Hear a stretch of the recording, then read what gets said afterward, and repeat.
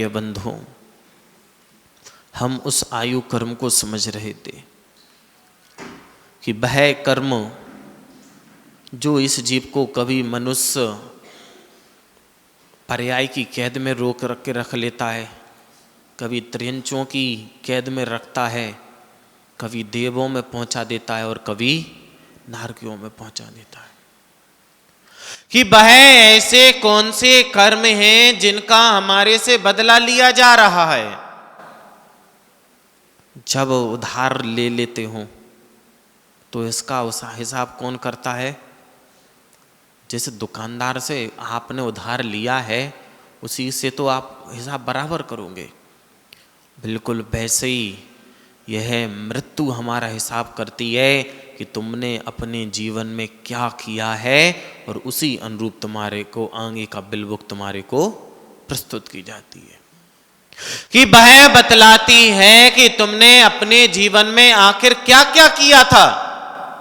अब याद करो, जब लेने गए थे दुकान पर कमल जी, तब नहीं याद आ रहा था कि इसका हिसाब हमारे को करना पड़ेगा।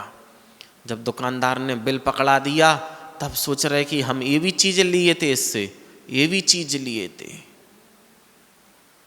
लेते समय बिल्कुल भी याद नहीं रहता, लेकिन जब देने का समय आता है तो सारी चीजें याद तुम्हारे को आ जाती हैं। वह आयु कर्म तुम्हारे से यही कह रहा है, जब हिसाब तुम्हारे को वापस करना है, जो आज तुम उधार ले रहे हो कल तुम्हारे को देना है, तो उसको अपने दिमाग में भी याद रखो कि मैं क्या क्या कार्य कर रहा हूं, उसका भुगतान मेरे को ही करना पड़ेगा। गृहस्थी में तो ऐसा हो जाता सोमू भाई कि तुम्हारी बच्ची कुछ सामान ले आई और उसने कह दिया कि पापा से ले लेना, लेकिन कर्म किसी भी रूप में ये नहीं कहता विनोद भाई कि वह तुम्हारा पुत्र सुमित लेके आ जाए और हिसाब हम कर देंगे। बिल्कुल नहीं। कर्म कहता है कि यदि तुमने किया है तो तुम्हारे को ही हिसाब करना पड़ेगा। बच्चे ने लिया है तो बच्चा ही हिसाब करेगा और बाप ने लिया है तो बाप हिसाब करेगा। वह कर्म है कि जो कहता है, चिल्ला चिल्ला कर बतला रहा है कि तुम्हारा किया हुआ तुम्हारे को ही भोगना पड़ेगा। और हम उन कसायों में अपने थोड़े से पुण्य के द्वारा, कितने पुण्य के द्वारा? बिल्कुल थोड़ा सा पुण्य, बिल्कुल थोड़ा सा पुण्य, और उस पुण्य में ऐसे फूल गए, उस पुण्य की हवा में ऐसे फूल गए कि हमसे बड़ा दूसरा कोई संतुष्ट तंदुरुस्त व्यक्ति हो ही नहीं सकता। लेकिन तुम्हारे को ये नहीं पता कि भाई गुब्बारा दिखता बहुत बड़ा है, लेकिन एक छोटी सी सुई उसमें जैसे ही चुभती है तो फटाक की आवाज से पूरा का पूरा अपना अस्तित्व भी खो के बैठ जाता है। हमें उससे समझना है कि जैसे उस गुब्बारे में मात्र एक हवा भरी है, भाई गुब्बारा सोच रहा है कि मेरे पास बहुत बड़ा है, मैं बहुत बड़े आकार का हूं, लेकिन एक सुई की अगर कहीं गिर जाए तो लोग ढूंढने में घंटे लगा देते कि आखिर गई कहां। भाई इतनी सी सुई उस इतने बड़े गुब्बारे को फोड़ के नाश कर देती है। वैसे ही कर्म हमारा एक कुछ ऐसा हमारे सामने आता है कि हमने जो कागज का महल बनाया था, जो कांच का महल बनाया था, उन ताश के पत्तों का महल था, एक ही बार में सारा का सारा गिरकर बराबर हो जाता। वह कर्म, वह नरक, आखिर नरक आयु जो है भाई कैसे मिल रही है? लोग तो नगर सेठ बने बैठे थे कमल जी, अभी नगर सेठ बने बैठे थे और कार ऐसे किए थे कि आंख बंद होने के बाद खुली तो नरक के सेठ बन गए। अभी किसके सेठ बने बैठे थे? नगर सेठ थे, और आंख बंद होने के बाद खुली तो नरक में जाकर सेठ बन गए। कि सारी सेठिया ही निकल गई सोमू भाई, सेठिया। लेकिन नरक जाके पता चला कि हम तो वैसे ही सेठिया थे। अब देखो कि क्या सेठिया थे और यहाँ पे संटियाँ घल रही। संटियाँ मतलब समझते हो? पतली वह लकड़ी कि अगर कोई मोटा डंडा मारे कमल जी तो इतना कष्ट नहीं देती, लेकिन वह पतली संटिया यानी कि पतली वह लकड़ी जब घलती है तो पता चल जाता है कि कितना दर्द दे रही है। जब स्कूल में पढ़ते थे ना तो नहीं पता था हमें, तो ललित जी तो डरते थे किससे? पुलिस के डंडे से। मोटा होता जब पड़ेगा तो समझ में आएगी। वो मास्टर इतनी सी लकड़ी लिए और जैसे ही उनने एक हाथ में मारा, अरे दिन में तारे दिखने लग गए कि ये तो हम समझ रहे थे कि क्या है, और ये तो बड़ी वो निकली, यानी कि छोटा पैक बड़ा धमाका। वैसे ही हमारे कर्म होते हैं, हमें समझ में नहीं आ रहा है कि आज हम क्या कर रहे हैं। वह जो आईना, जो कैमरा तुम्हारे अंदर लगा, इन सारे कैमरों से तो बच सकते तुम, लेकिन जो कैमरा तुम्हारी आत्मा में लगा तुम उस कैमरे से किसी भी कंडीशन में नहीं बच सकते। हमें लग रहा है कि हम ये जो कर रहे हैं सामने वाला नहीं देख रहा है, सामने वाला देख भी रहा है तो हमारे को क्या फर्क पड़ रहा? क्या कर लेगा मेरा, क्या कर लेगा मेरा? सामने वाला तो तुम्हारे को छोड़ सकता है, लेकिन कर्म तुम्हारा तुम्हारे को छोड़ने वाला नहीं है। आज जितना तुम उड़ रहे हो, जितनी उड़ान तुम भरने की सोच रहे हो, आने वाले समय में तुम्हारे पंख वह कैंची तुम्हारा कर्म कतर के रख देगा कि तुम उड़ने की सोच भी नहीं सकते। हमें मरने से पहले पहले यह सोचना है कि आखिर हमें अपनी जिंदगी को कैसे व्यतीत करना है। कि महावीर स्वामी भगवान तो मोक्ष चले गए, दीपावली का पर्व तो आज जितना था बचा कुचा आज और भी समाप्त हो जाएगा।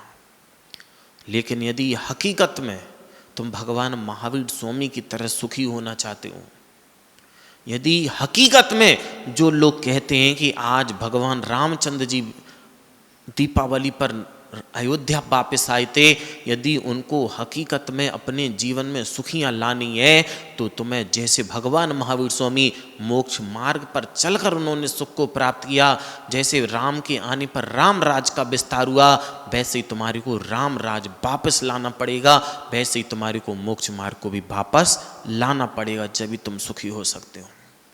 यदि हम चाहते हैं कि हमें बिल्कुल राम की तरह जीवन व्यतीत करना है, हमें भगवान महावीर स्वामी की तरह जीवन व्यतीत करना है, तो तुम्हें मोक्ष मार्ग पर आगे बढ़ना पड़ेगा। तुम्हें अपनी आत्मा को बताना पड़ेगा कि आखिर सम्यक दर्शन होता क्या है। तुम्हें बताना पड़ेगा कि सम्यक ज्ञान क्या होता है। तुम्हें अपनी आत्मा को ये जताना पड़ेगा कि सम्यक चारित्र क्या होता है। और जब सम्यक दर्शन, सम्यक ज्ञान और सम्यक चारित्र तीनों एक हो जाते हैं तो मोक्ष मार्ग हमारा प्रारंभ हो जाता है। फिर ना हमारी को त्रिंच आयु मिलती है, ना नारकी आयु मिलती है, ना मनुष्य पर्याय मिलती है, हमें मात्र एक देव आयु मिला करती है। और यदि देव आयु भी ना मिले तो सबसे अच्छा हमारे को पंचम गति यानी कि सिद्ध अवस्था हमारे को प्राप्त हो जाती है। उसके पहले लेकिन आपको कर्म को समझना पड़ेगा। आज हम क्या कर रहे हैं? आचार्य भगवान उमा स्वामी महाराज तत्वार्थ सूत्र में एक सूत्र देते हैं, बहवारम परिग्रहतम नारकस्यावसः, कि वह नरक आयु हमारे को कैसे मिलती है। जब जब आप बहुत आरंभ, बहुत परिग्रह करोगे, बिल्कुल निश्चित मान के चलना कि परिग्रह इकट्ठा हो पाए ना हो पाए, आज हम जो बहुत आरंभ कर रहे हैं उसके द्वारा बहुत परिग्रह बहुत परिग्रह स्टॉक हो पाए अथवा ना हो पाए, वह जुड़ पाए अथवा ना जुड़ जाए, लेकिन तुम्हारी आत्मा तुम्हारे को जाकर नरक में तो पटकेगी पटकेगी।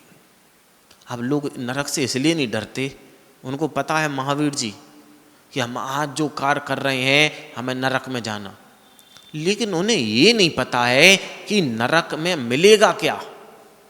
कल हम समझ रहे थे कि वह नरक होता क्या है, कि यहां तो गर्मी लगी और बच गए, सर्दी आ रही तो वस्त्र पहन लिए, वस्त्रों में नहीं हो रही तो आग ही जला लिए और अपने हाथ ताप लिए, यानी कि ऊष्मा लेकर उस शीत को आपने दूर कर दिया। लेकिन सोच कर देखो उन नारकियों का कि यदि जो जीव यहाँ धर्म को नहीं समझे और वापस नरक में चले गए, यदि आज हम उस चीज को नहीं समझे और अगर हम नरक में चले गए तो कैसी कैसी कैसी कैसी कैसी कैसी परिस्थितियों से हमें जूझना पड़ेगा। एक बार समझो कि जो नारकी जीव होता है, जैसे ही उसका जन्म होता है और जैसे ही उसका जन्म होता, कभी पकौड़ियां बनाई हैं?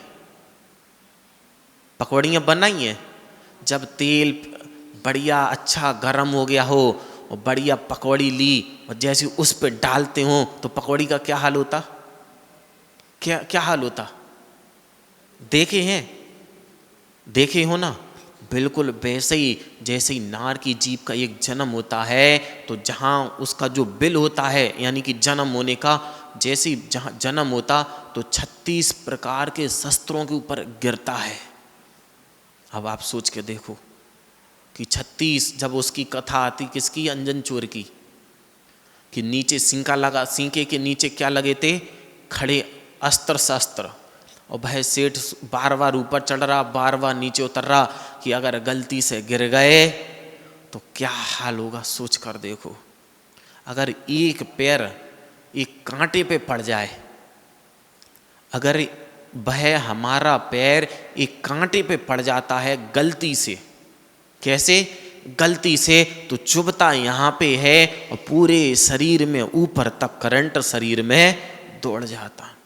और जब नीचे दिख रहा है कि इतने विशाल विशाल पैने भाले लगे हुए हैं जिनके ऊपर हमें गिरना है, और एक बार नहीं गिरना, पता ही नहीं कि कितनी बार गिरना है, और उसमें मरना भी नहीं है।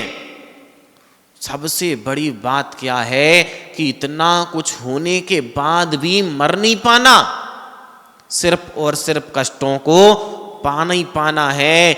मरना और जीना तो सब छोड़ दो, यानी कि वह आपका हिसाब जो आप सारी जिंदगी करते रहे और मरने के बाद अब क्या होना है? हिसाब होना है। और जैसे ही उस पे गिरे तो बॉल को देखे ना, बॉल जब गिरती है तो कैसे उचकती? बार बार बार बार बार बार बार बार, और जितनी बार जमीन पे गिर रही उतनी ही बार पुनः उतना ही कष्ट उस जीव को हो रहा है। सोच कर देखो, आज हम कहते हैं कि हमें थोड़ा सा कष्ट है, कष्ट है, जिंदगी का दूसरा ही नाम कष्ट है। तो जब जिंदगी का दूसरा नाम कष्ट है फिर तो वो मिलना ही मिलना है। लेकिन नरक जैसे कष्ट आपको कहीं दूसरी पर्याय में नहीं मिल सकते। सर्दी लगती है तो हाड़ कपकपाने लगती है, हाड़ कपकपा जाते। लोगों को सर्दी लगती है तो सीधे हड्डियों पे जाके बैठ जाती। अब सोच के देखो उस नरक के बिलों को, नरक के जीवन को, कि जहां पर मेरू समान, 6 ढाला में क्या पढ़ते? मेरू समान लोह गल जाए, ऐसी शीत उष्णता थाए। कि इतनी सर्दी पड़ती है बाबूलाल जी, इतनी सर्दी पड़ती है कि मेरू समान अगर लोहे का पिंड अगर उसमें जाता है, कब? शीत में।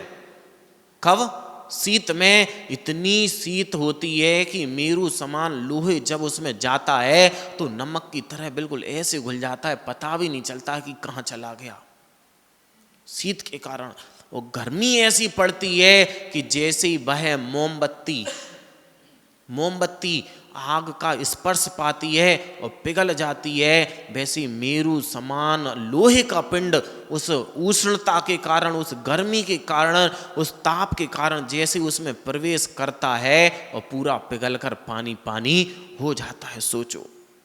और जब वह नारकी जीव है उसके साथ भी ऐसी ही स्थिति हो रही है, उसको भी शीत वेदना सता रही है, उसको भी उष्ण वेदना सता रही है, लेकिन फिर भी वह उसका कोई भी उपचार नहीं कर सकता, क्योंकि जो जो उसको करना था वह पहले पूर्व पर्याय में करके आया है। अब तो मात्र भोगना है।